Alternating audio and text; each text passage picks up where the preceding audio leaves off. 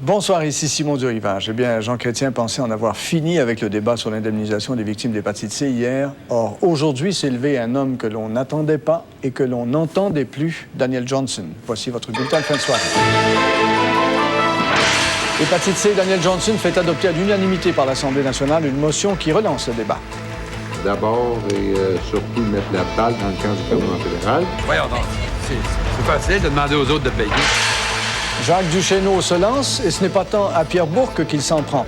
Comparez-moi pas à Jean Doré. Jean Doré parle, moi j'agis. Et cri d'alarme des psychiatres du Québec, ils vieillissent et manquent de relève.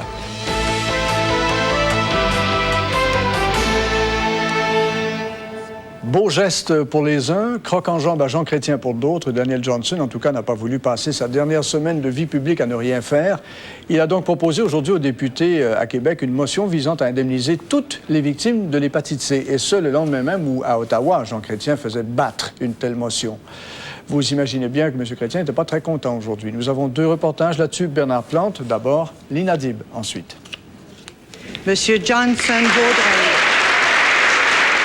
Daniel Johnson n'a pas raté sa sortie. L'Assemblée nationale a voté unanimement une motion pour que toutes les victimes du sang contaminé soient indemnisées. Pour 89, contre aucune abstention. Comment on doit s'occuper des oubliés?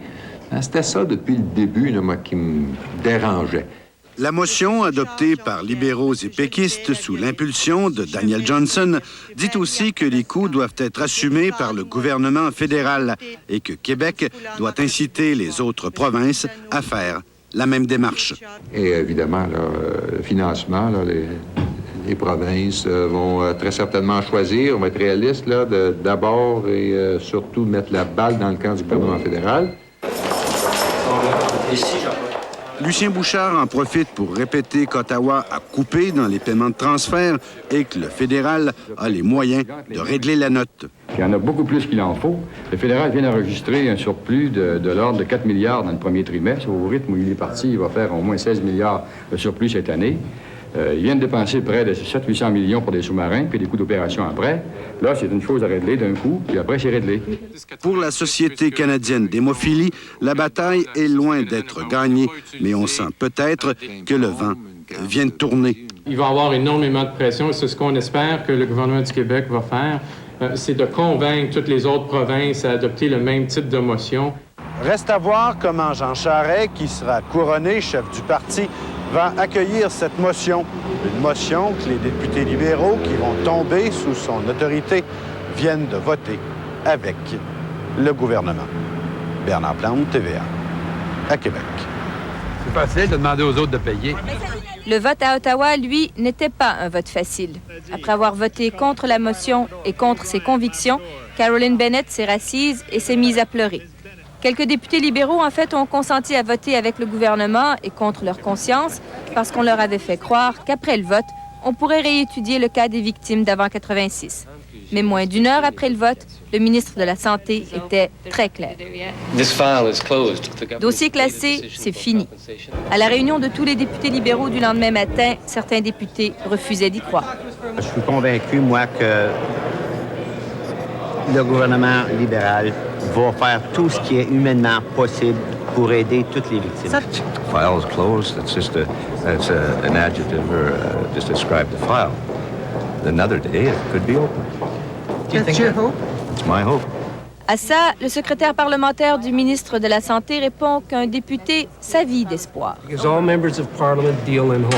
Cette affaire embarrasse tellement le gouvernement chrétien que le premier ministre a annulé une entrevue qu'il devait donner à la télévision.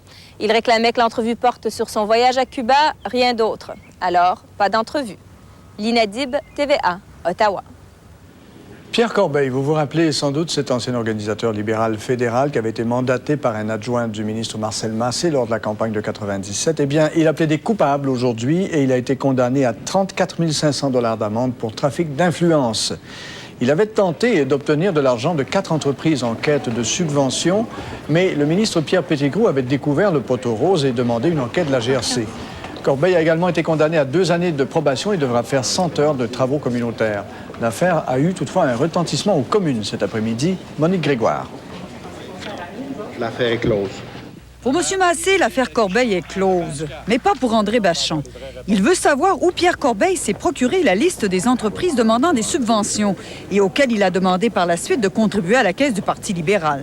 L'information qui provenait de M. Jacques Roy, adjoint au cabinet du président du Conseil du Trésor à son bureau de Montréal. Le ministre peut-il encore nier l'implication de son bureau?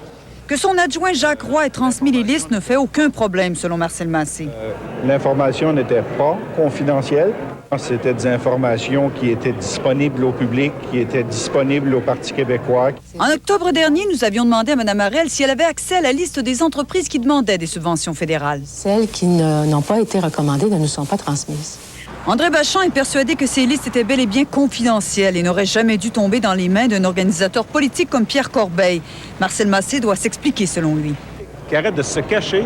Maintenant que la cause est terminée, on peut en parler et que M. Massé vérifie ce qui se passe à Montréal et qu'il nous donne effectivement les vraies informations sur le coulage d'informations qui semble avoir eu lieu dans son bureau. M. Massé n'a pas l'intention d'appliquer quelques sanctions que ce soit contre Jacques Roy. M. Corbeil a maintenant plaidé coupable c'est la seule accusation qui avait été portée et l'affaire est maintenant résolue.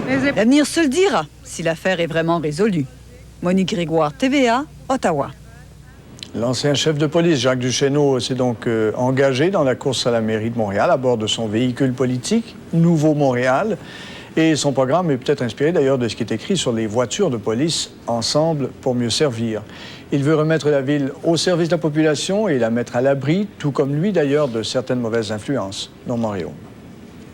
À la tête du parti Nouveau Montréal, Jacques Duchesneau vise la mairie de sa ville natale. Entouré de ses proches, une conjointe et 3 adolescents, l'ex-chef de police de la CUM a décliné ses qualités. La capacité de rassembler, le respect des besoins quotidiens des citoyens et la capacité de gérer. Il est contre la privatisation de services évoqués par son rival Jean Doré. Il s'agit juste de faire de l'acupuncture et de piquer nos employés au bon endroit. Pour Jean Doré, qu'il considère comme son principal adversaire, il a sorti souvent ses grandes aiguilles. Comparez-moi pas à Jean Doré. Jean Doré parle, moi j'agis. Justement, il a dû congédier un de ses conseillers financiers, Yves Rajotte, qui lui avait caché une faillite et des déboires financiers, en plus d'une fraude fiscale que M. Duchesneau avait d'abord pardonnée. Là, on est en train de faire le ménage dans l'organisation. On s'assure justement que tout le monde monte patte blanche. Victime de sa popularité, Jacques Duchesneau doit composer avec une avalanche de nouveaux amis dont il ne connaît pas toujours les antécédents. Il y a des gens qui veulent venir se rattacher à nous autres pour se donner du pouvoir politique et on doit faire attention à ça. Moi, ce que j'ai l'intention de faire, et je suis encore assez naïf, M. Réaume, pour vous dire qu'une campagne électorale, ça peut être fait, naïvement peut-être, mais proprement. Dans son équipe, il y a Richard Lelay, le bras droit du président des Expos, qui veut un stade au centre-ville. Le candidat à la mairie appuie le projet, mais ne favorise pas de subventions pour le moment. Il espère toujours recruter Thérèse Davio, qui vient de faire scandale en abandonnant le RCM moins de 30 jours après en avoir été élu chef. Je pense qu'il n'y a pas eu de trahison. Il faut, je pense, très bien connaître Mme Davio pour savoir que si Mme Davio a des défauts, c'est surtout pas la trahison. Natif du plateau Mont-Royal, discipliné, sympathique, bon communicateur, Jacques Duchesneau a le gabarit pour faire la lutte à Jean Doré.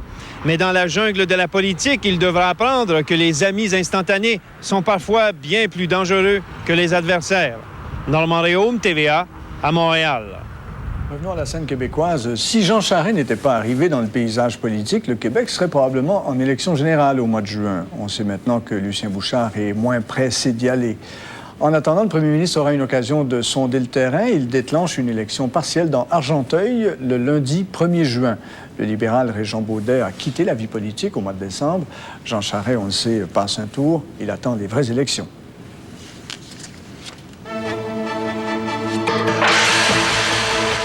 Les psychiatres appellent à l'aide, trop peu nombreux pour s'occuper de tout le monde. Et combat extrême, les Mohawks et Québec laissent les gants de boxe au vestiaire.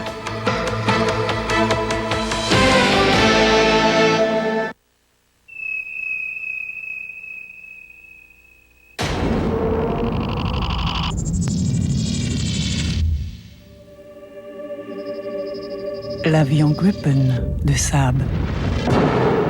Pour pour ceux qui recherchent la supériorité dans les airs. La nouvelle Saab 9.5 pour ceux qui recherchent la supériorité sur Terre.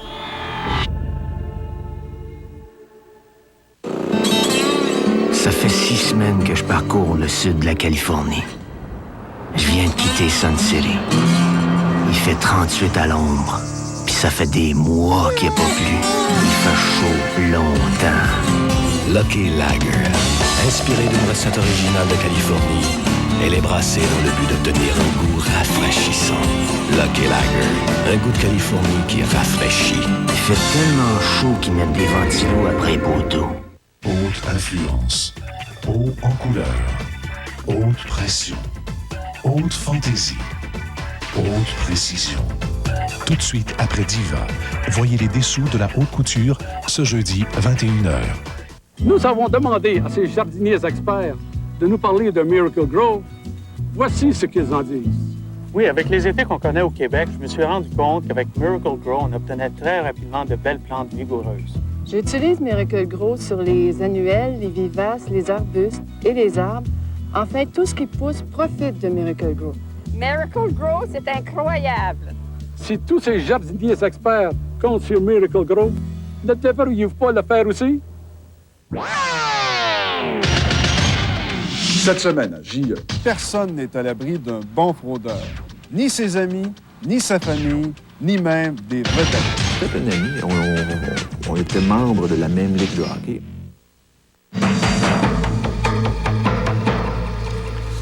Les psychiatres sont sortis de leur discrétion professionnelle aujourd'hui et le temps d'hausser le ton, de pousser même un cri d'alarme. Le Québec manque de spécialistes en santé mentale et les psychiatres croient que recruter à l'étranger pour soigner la tête et l'âme des Québécois, c'est peut-être pas ce qu'il y a de plus indiqué. Armand Dubois. La situation est critique en santé mentale. L'âge moyen des psychiatres approche la cinquantaine et ils quittent la profession en grand nombre. L'an dernier, 89 ont pris leur retraite et une soixantaine d'autres le feront cette année. Si tout ce monde-là, ils prennent ça puis ils sautent cette année, là, on vient d'un trou de 60, puis à l'autre bout, ça ressort pas, là. On ne réussit pas à attirer les jeunes médecins dans cette spécialité. Les hôpitaux à Montréal, il n'y a même pas le nombre qu'il leur faudrait. Donc là, c'est pas juste dans les régions éloignées, là. Ça commence à être partout. Si on se retrouve en deçà des normes qui sont reconnues, comme des normes canadiennes, bien à ce moment-là, c'est très difficile de parler de qualité de soins. Le premier groupe qui risque de plus d'être pénalisé, c'est justement le malade chronique, atteint de troubles sévères et persistants, qui va se retrouver dans le bled un peu tout nu. Pour atteindre la norme canadienne en santé mentale, il faudrait 210 psychiatres de plus au Québec. Au moment où on s'apprête à fermer des lits en institution, on fait appel aux médecins étrangers pour combler les effectifs, mais ça ne règle pas le problème. Je pense qu'à un moment donné, là, il faut arrêter d'importer et il faut peut-être penser un peu comme Dr Charbonneau elle disait. Nos enfants, ils ont le droit d'étudier, ils ont le droit d'aller à l'école, puis ils ont le droit d'avoir des jobs en bout de ligne aussi. Le gars qui opère un appendicite, là, qu'il soit de n'importe quelle nationalité, s'il opère bien, il n'y a pas de problème. Puis l'anesthésiste, le patient, il dort. Hein? Mais nous autres, là, l'élément culturel, il est important. Curieusement, on se retrouve avec une pénurie de psychiatres au moment où on va entreprendre une réforme en santé mentale. Ceux qui risquent d'en souffrir, ce sont ceux qu'on va sortir des hôpitaux et qui seront laissés à eux-mêmes, faute de ressources professionnelles adéquates. Armand Dubois, TVA Montréal. Le tabac chez les jeunes maintenant, oh que le tableau est noir. C'est d'autant plus inquiétant qu'on dit que plus tôt on commence à fumer, plus le risque est grand de devenir un gros fumeur. Ce sont pourtant les conclusions d'une enquête nationale qui a été menée en 94 et 95. Voyez les chiffres. 16 % des fumeurs ont commencé à fumer à 13 ans et même avant. Plus de la moitié des fumeurs, 55 % ont commencé à fumer entre 14 et 17 ans. Additionné, ça veut dire que 71 % des enfants commencent à fumer avant l'âge de 18 ans. 15 % commencent à 18 ou 19 ans et seulement 14 % deviennent fumeurs après 20 ans.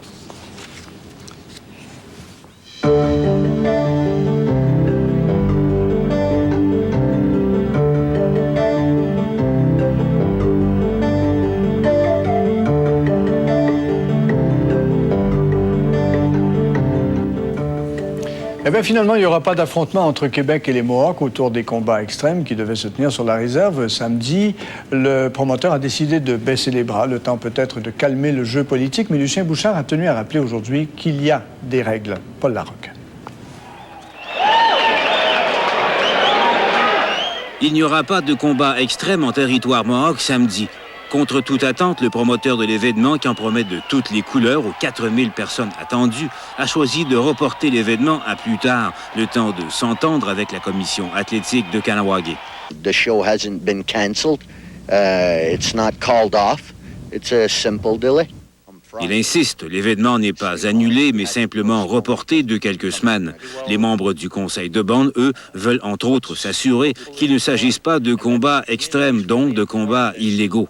How this thing is gonna work and that it's not extreme fighting, which is very important. Ce qu'on veut, c'est un ministre de la Sécurité publique qui va mettre ses culottes, qui va... L'affaire a vite rebondi en chambre. Le premier ministre Lucien Bouchard est lui-même, disons, sauté dans l'arène. Il insiste, l'événement devra respecter les lois québécoises. C'est que le député de Frontenac aurait voulu voir un affrontement. Il aurait voulu voir Spartacus dans l'arène samedi. Il aurait voulu voir les gladiateurs. Il aurait voulu voir le sang couler. Ça n'arrivera pas. Il n'y en aura pas de combat illégal, Monsieur le Président. Il n'y en aura pas. Et l'autre question qui vient polluer l'atmosphère, bien sûr, la contrebande de cigarettes. Des négociations discrètes sont en cours présentement avec le conseil de bande. Le gouvernement voudrait une entente négociée. En coulisses, d'ailleurs, à Québec, on affirme que les relations s'améliorent présentement avec le conseil de bande.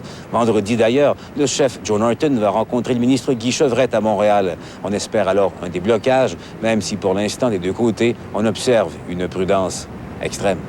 Ici, Paul Larocque, TVA, à Québec. Bonsoir, Colette. Bonsoir, Simon. On est bien mieux dehors que dans l'arène, d'ailleurs. Hein? Présentement, je ne le sais pas. J'aurais peut-être plus chaud dans l'arène. Oui, ben là, oui, mais aujourd'hui, c'était beau, c'était doux, puis demain aussi. Exactement. Même scénario qui va se répéter. Des vents qui seront modérés, surtout en après-midi. Demain, des vents de l'ouest-sud-ouest. On parle de soleil un peu partout au Québec. Tous les détails dans quelques instants.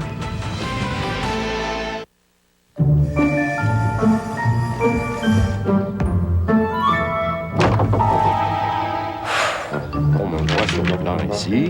Hey, tout en bois? Ouais.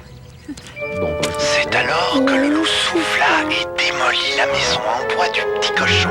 Revivez vos contes préférés avec Ronald grâce à ces 3 livres cassettes, seulement 4,99 chacun. Faites-moi-en pas, on va en mettre la brique. Oui, mais elle est pleine de trous. Nous avons demandé à ces jardiniers experts de nous parler de Miracle Grow. Voici ce qu'ils en disent. Décidément, j'ai été très étonné de la rapidité de son action. Je suis enchantée de voir ce que Miracle Grow peut faire pour mes fleurs. Mes fleurs me disent merci. Avec Miracle Grow, ça pousse en gros. C'est facile de devenir un grand jardinier avec Miracle Grow. Et Miracle Grow est si facile à utiliser avec le pulvérisateur non clair. Le basketball. La détermination. Gagnez ce match, bordel de merde! De panier en panier, de piège en piège. Faites équipe avec Blue Chips. Ce samedi, 18h30. Club Piscine, Club Piscine, Club Piscine. Avec Club Piscine, vous pouvez vous offrir des étés inoubliables. Durant notre super vente, vous pouvez obtenir une piscine hors terre à partir de seulement 555 $. Nous autres, on est allés chez Club Piscine. On est très contents de notre achat. Vous rêvez d'une piscine creusée? Club Piscine vous l'offre installée et équipée à partir de 7 979 $.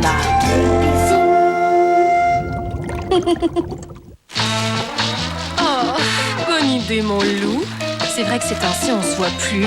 On se néglige, les obligations nous pressent, le quotidien nous bouffe. Mais ce soir... Oh non, pas la méga semaine IGA! La méga semaine IGA, c'est sacré. Cette semaine, poulet frais, 95 cents la livre. Carottes miniatures pelées, 1,49 $. Et papier hygiénique cotonnelle 12 rouleaux à 2,99 $. IGA pense à toi.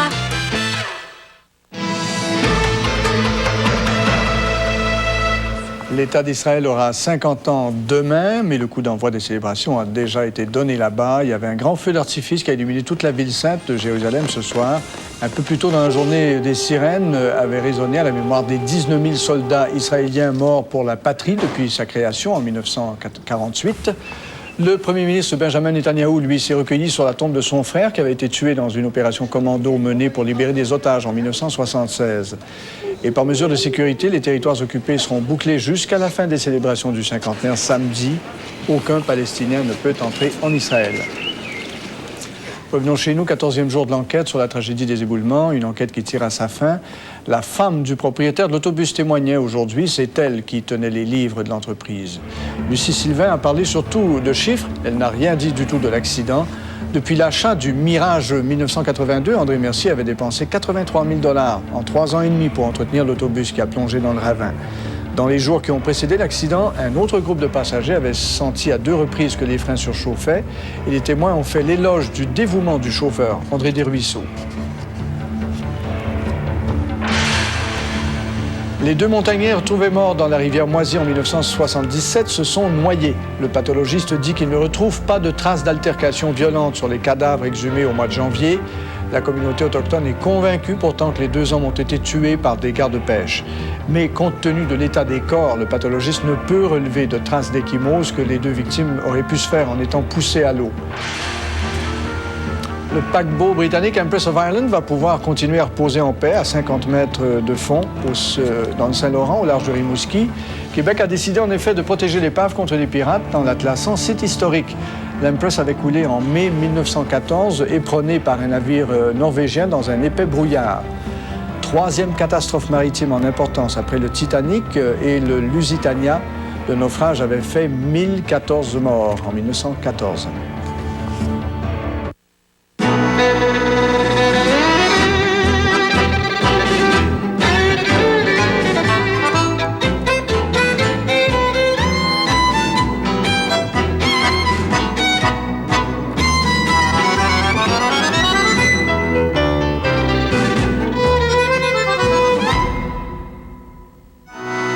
Natrael Ultra Lait Calcium est un breuvage laitier qui contient 33% plus de calcium que du lait.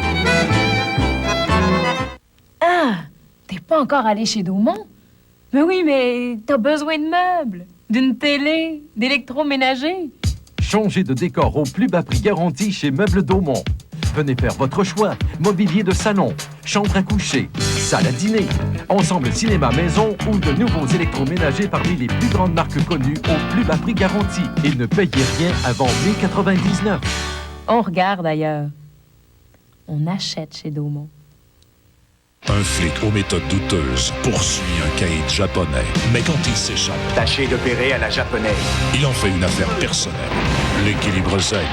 Ce n'est pas pour Michael Douglas. Black Rain, ce samedi à 20h30. Peu importe qui vous êtes ou ce que vous faites, vous pourriez un jour vous retrouver dans l'embarras à des kilomètres de tout téléphone, comme notre petit ami.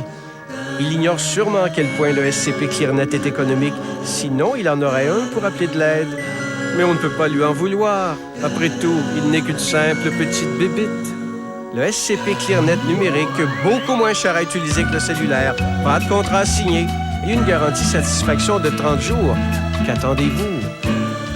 Voici Mimi, l'experte en mini-prix. Encore.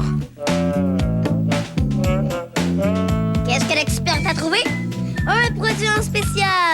Jean Coutu vous fait une offre remarquable. 8 rouleaux de papier hygiénique White Swan, 1,79 $ et la crème récurrente Vim format 250 ml, seulement 69 sous.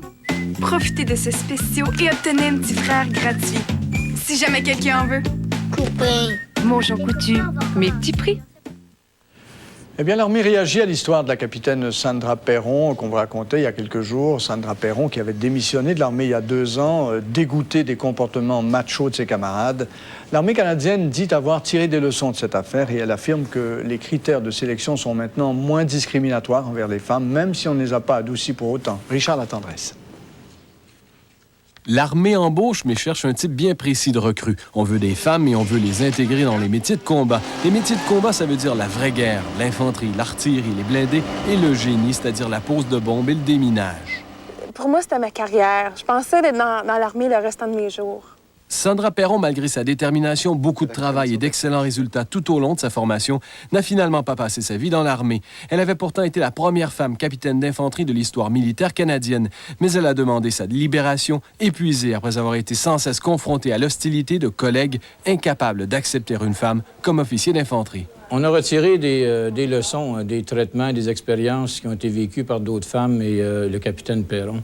Les cours de formation ont été revus de fond en comble. C'est tolérance zéro en matière de sexisme et de discrimination. L'Armée canadienne veut désormais des soldats et des officiers ouverts d'esprit. Ceux des membres des Forces canadiennes qui, avec tous ces messages clairs que les Forces canadiennes endossent pleinement l'intégration des femmes, ceux qui n'embarquent pas dans cette philosophie-là ou n'y croient pas, ils n'ont certainement pas leur place dans les Forces canadiennes. Mais on ne change pas une vieille attitude, on ne se débarrasse pas de vieux réflexes avec un ordre, même venant d'état-major. C'est sûr que dans chaque organisation de la grosseur des Forces canadiennes, il y a des machos. Oui, il y en a des commentaires, on est capable de... Moi, je suis capable de fonctionner avec ça, puis de dire à la personne, hey, ce que tu dis là, ça n'a pas de bon sens. Les nouvelles recrues devront aussi comprendre qu'on veut bien enrôler des femmes, mais qu'on ne va pas pour autant leur faciliter la tâche. Et ce n'est pas un service qu'on rend ni à l'homme ni à la femme si on rabaisse les standards pour leur permettre d'intégrer les rangs. Ça m'insulte quand on dit ben les femmes sont pas aussi fortes, donc ils peuvent pas être soldats. Chaque individu apporte quelque chose. Ça aussi, l'armée souhaite l'intégrer dans la mentalité militaire. En fait, vis-à-vis de Sandra Perron, l'armée a fait un peu son mea culpa et reconnaît essayer de tirer le maximum de ses conseils. Il faut absolument, sinon tous les efforts sont vains, puis tous ces sacrifices à elle sont vains si on ne peut pas capitaliser un peu sur ces leçons-là. Un reportage de Richard Latendresse. Alors, la météo en détail maintenant avec Colette. Donc, ça continue le temps doux. Oui, demain, ce sera très beau presque partout au Québec. Des températures bien au-dessus des normales saisonnières. Et par moments, les vents seront modérés de l'ouest-sud-ouest. Alors, en après-midi, ça pourrait être un fond d'air un petit peu plus frisquet. Tout de suite, on regarde les prévisions en détail. Il faudra surveiller de près vendredi. Il y a un système qui va s'amener. Alors, pour l'instant, demain, il y a de bonnes nouvelles pour le sud-ouest du Québec. Alors, partout, ce sera ensoleillé. Le matin, pour Québec et la Beauce, le ciel va se dégager très tôt. Retour du beau temps par la suite. Agréable côté température, maximum qui varieront entre 19 et 22 degrés. L'aperçu pour vendredi, légère baisse des températures à l'approche du système dépressionnaire qui va laisser des averses dispersées pour les Laurentides, l'Outaouais, Montréal et les cantons de l'Est, tandis que pour la Mauricie, Québec et la Beauce, le ciel s'ennuagera, des averses prévues en après-midi. Plus à l'est, maintenant, on prévoit une alternance de soleil et de nuages pour la Côte-Nord, Basse-Côte-Nord, péninsule gaspésienne. Dégagement en après-midi pour le Saguenay-Lac-Saint-Jean et le Bas-Saint-Laurent. Vendredi, presque partout, ils seront touchés par le système dépressionnaire. Donc, il y aura des éclaircies et des averses pour la Côte-Nord et la Basse-Côte-Nord. Quelques percées de soleil pour la péninsule gaspésienne, tandis que pour le Saguenay-Lac-Saint-Jean et le Bas-Saint-Laurent, le ciel s'ennuagera graduellement. Au nord, maintenant, on parle encore de flocons de neige le matin pour la baie James, des éclaircies en après-midi. À Fermont, il pourrait y avoir quelques flocons le matin, des averses dispersées en après-midi. Abitibi-Témiscamingue, ce sera beau et doux avec 19 degrés. Et vendredi, toujours des éclaircies pour l'Abitibi-Témiscamingue. Mélange de soleil et de nuages pour la baie James, plutôt frisquet, seulement 3 degrés. Et des averses à Fermont. Destination à faire, eh bien, ce sera beau partout, sauf à Toronto, où demain, ce sera plus frais et on prévoit des averses. En terminant, je vous donne les résultats des différents tirages de l'Auto-Québec. Et ce soir, on débute avec la combinaison gagnante pour le loto 649. Alors, les numéros gagnants sont les suivants. 3, 17, 28, 30, 47, 48, complémentaire 35. On enchaîne avec le Québec 49, 11, 17, 25, 26, 38, 40, complémentaire 28. Maintenant, pour la quotidienne à 3 chiffres, 0, 9, 8 et à 4 chiffres, 9, 2, 2, 4. On termine avec on y va avec l'extra, 9, 3, 2, 4, 7, 7. Et le banco, 3, 10, 16, 20, 25, 27, 29, 30, 33, 41, 42, 45, 47, 49, 51, 53, 54, 66, 67 et le dernier, 70. Alors, du beau temps pour demain, Simon. Moins venteux, j'espère. J'espère, je le souhaite. Bon, ben, le Canadien ne l'a pas eu, celle-là, contre Pittsburgh. Là, il reste quelques secondes, c'est 5-3 pour Pittsburgh, donc ce sera 2-2 dans la série. Les invités du Point G à l'instant, il y a le jovialiste André Moreau, Éric Lapointe, Yvon Deschamps et Chantal Petitclerc. Moi, je vous dis donc bonsoir, à demain 22h. Au revoir.